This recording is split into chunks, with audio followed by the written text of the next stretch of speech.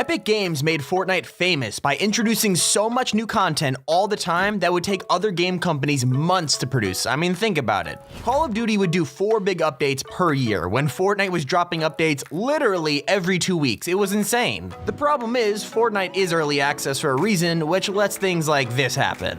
Oh my god! To be right now, It's another elimination. He's on a killing spree. Oh my word! Here are 15 updates that broke Fortnite. And I hope I'm still annoying the 75% of you watching right now who aren't subscribed. Feel free to click it to help us reach our goal of 4 million subscribers by the end of summer. But anyways, on to number 15. One thing all Battle Royales have in common is the pesky little zone that's constantly closing in as we're playing. Whether it be the storm like in Fortnite or Ring of Gas like in Warzone, you kinda need this thing to help ensure the game ends and people don't hide in corners all game. That's why it was such a huge problem when players found a glitch in Fortnite which allowed them to sit in the storm for literally the entire game and then they would just win. I'm not talking about campfires and medkits either. A spot in the waters at Slurpy Swamp would legitimately heal you forever until eventually everyone just dies. Imagine Fortnite holding one of their tournaments, FNCS. First week, some squad does this every game and gets full wins. Like, there's no more zones. It's so stupid. Number 14. Explosives have always been a rather controversial topic in Fortnite. The team at Epic Games is constantly adjusting the balance of grenades and RPGs, and sometimes even experimenting with explosive weapons, which is always a great idea. Guided missile launcher. During Fortnite's 6th season, however, Epic made a pretty drastic change which completely destroyed the entire game. Explosives could now damage players through their builds, which was insanely broken. One of the only counters to explosives were gone, making RPGs the most powerful weapon in the entire game by far. After giving players about a day to try it out and get used to the new changes, Epic immediately reversed their decision, stating they're always looking for different ways to incentivize aggressive play. AKA, stop turtling, you little turtles. Coming in at number 13, speaking of ways to incentivize W King, the launch of Season 6 brought us a brand new consumable item named Shadow Stones. Yeah, remember them? Looking like miniature Kevin the Cubes, this item allowed players to transform into a shadow form, which gave them invisibility when not moving, immunity to fall damage, and a lot of other buffs. I'm sure you could already guess where this one's going, but just 2 weeks after their introduction to the game, Epic was forced to temporarily disable them while they fixed a game-breaking glitch that allows players to become permanently invisible. Yeah, for the little amount of time that it was doable in game, it was a massive issue. While you could still do damage to enemies who are abusing the glitch, it was nearly impossible because all you could see was a floating weapon. Talk about overpowered. Number 12. Epic Games and the Fortnite community have had a bit of a troubled relationship when it comes to vehicles. They originally stated that they had no plans to introduce them to the game, but the Battle Royale mode has seen many different vehicle types over the years, some good and some very bad. It all started with the innocent shopping carts, but man, things went downhill fast. After the disaster that was the X4 Stormwing in Season 7, Epic decided to one-up themselves and add a fully kitted mech suit to the game in Season X, officially named the Brew. This thing was absolutely brutal. Okay, cringe. But whoever was lucky enough to get one of these things first was pretty much guaranteed to win the game or at least get loads of eliminations. If it weren't for the fact that the Brute was purposely added to the game, I'd say that this was one of the most game-breaking updates of them all, not to mention that they weren't even vaulted until the end of the season, making Season X probably one of the more painful seasons in all of Chapter 1. Number 11.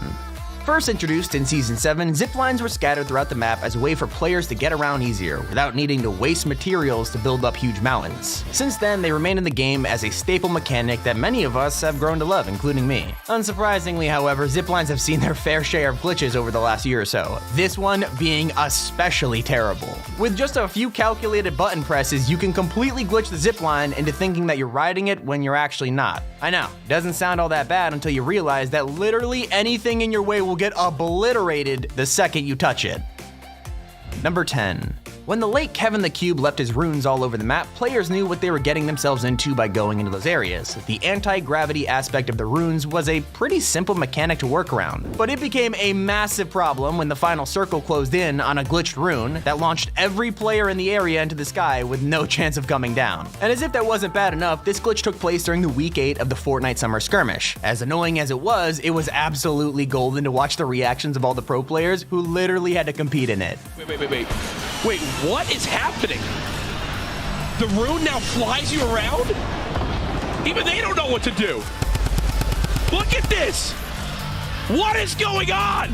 Moving on to number 9, back in Season 3, Epic set the pace for the future of Fortnite with the addition of turbo building, an effective little setting for console and PC players that would make building a breeze. With this setting, you didn't need to give yourself freaking arthritis by rapidly clicking each build for a simple 1x1. With turbo building on, you could just hold the building and start cranking. This update opened up limitless possibilities for the game, and I'd even go as far as saying it's responsible for the really sweaty building meta that we've seen ever since. With a change as big as this, it's no surprise that Epic got some seriously heavy backlash when they decided to nerf the setting.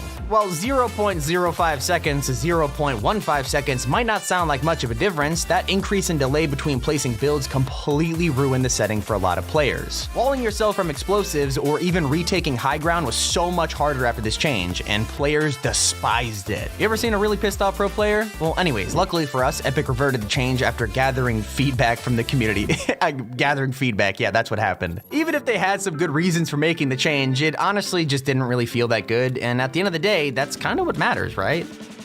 Number 8. We've already seen just how devastating vehicles like the Brute mech can be in the game, and we'll get to the X4 Stormwing in a minute, but let's take a look at the driftboard and shopping carts. Sure, neither of these vehicles were anywhere near as bad as the mech, but if you were unlucky enough, there was actually a glitch that could cause you to launch completely across the map, almost certainly to your death. If you think that's bad, there was also a few circumstances that would actually cause the glitched cart or board to wipe out literally every player on the map. I mean, come on, who needs mats and weapons when you've got a shopping cart apocalypse gun? Number 7. As I was just saying earlier, the X4 Stormwing plane was definitely one of the worst possible additions in the entirety of Fortnite's history. I don't know, maybe I'm being dramatic, like maybe the mech was a little bit worse. But not only did the plane allow an entire squad to escape pretty much every situation, it was also one of the best anti-build items in the game. And by that I mean, well, all you had to do was use the plane's boost to completely destroy anything or anyone that got in your way. As cool as the Ice King event was, competitive play in Season 7 was pretty miserable because of this thing. It even took Epic until Season 8 to realize the mistake they'd made and went on to vault it. Just thank you everybody who decided not to choose it in the unvaulting event. Number 6.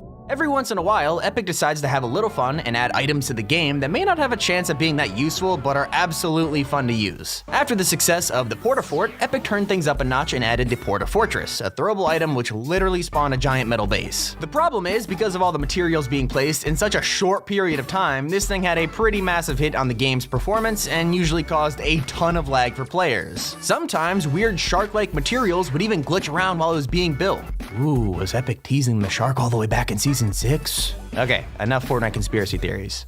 Number 5. Each week, Epic releases a set of challenges for players to complete and earn rewards. Usually, these challenges are designed to make players go out of their way to complete them. However, when a challenge involving shopping carts, ATKs, and some flaming hoops were added, a few problems arose. A glitch was discovered with the vehicles which caused them to be temporarily removed from the game. This would usually be fine if it weren't for the fact that these vehicles were a requirement to complete the challenge, completely breaking that week's challenges until they were eventually unvaulted. Honestly, if I was one of those like completionists or whatever, it would have been a huge pet peeve. Imagine not being able to complete a challenge no matter what you do.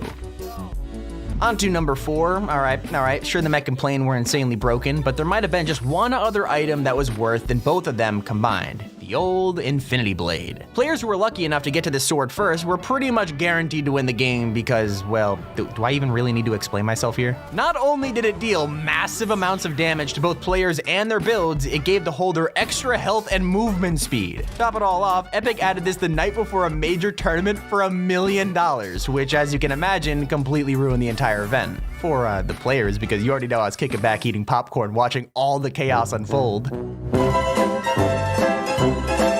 Number 3. You might not realize it, but creating video games, especially those as big as Fortnite, isn't a easy task. But with that being said, some problems are a bit hard to understand. With the launch of Season 6, the vast majority of players on Xbox One would experience constant crashing whenever they tried to play the game. This issue went on for an embarrassingly long time, which had all the Xbox players going absolutely nuts. Now, I'm not saying PlayStation or PC are better than Xbox, but make sure you defend your platform below in the comments. Most comments wins the war.